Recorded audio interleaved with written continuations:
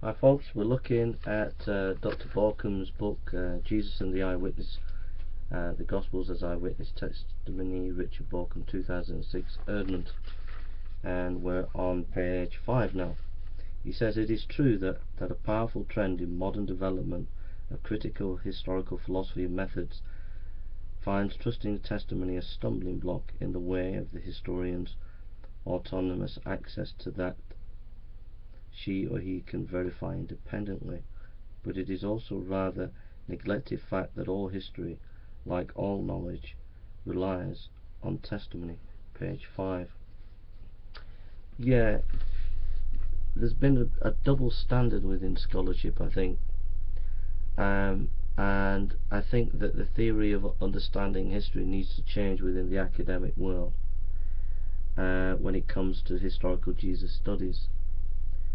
We'll just deconstruct this. It is true that a powerful trend in modern development of critical historical philosophy and method finds trusting the testimony a stumbling block in the way of historians' autonomous access to truth that she or he can verify independently. Now it's interesting that ancient historians, which we'll get into, had great store in eyewitness material. Also, there has been a trend between macro and micro understanding of history.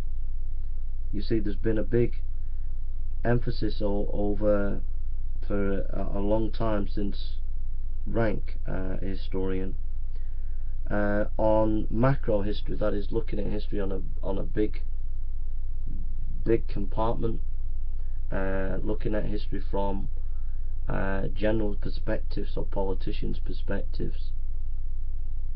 But there's also since the 60s been more of an emphasis on a micro level of understanding of history, and that is to say that we look at what ordinary people are thinking, what are they saying, and we take their material, their eyewitness material, their stories, their diaries.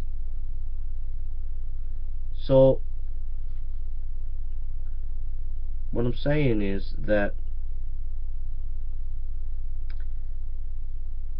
maybe this reluctance on modern historiography of not wanting to take eyewitness material seriously is because it's been saddled with this kind of macro understanding of history without realizing the need to listen to the testimonies of individuals and to learn from what those are saying. I understand that historians study diaries and letters and all the rest of it, but why is it that we don't allow that kind of historical work inform us about the historical Jesus studies? Why are we prejudiced? Maybe it's because there's been a running battle for the last 200 years between secularism and church, and there's been a vying of power of wanting to control public space. Part of that is to undermine Christianity's intellectual foundations, and one of those is the Gospels, and the New Testament is based on eyewitness material, and so to disparage that would also to undermine Christianity. But I think as academics you need to come back and realize that this is not acceptable, that you're not here to play power games, you're here to do historical study in a more fair way, in the best and fair way that you can. And then he says that but it is also a rather neglected fact that all history, like all knowledge, relies on testimony. And so therefore there's the rub, that we can't just ignore the fact that if we're going to do history, it's ultimately based on testimony. We've got to be consistent.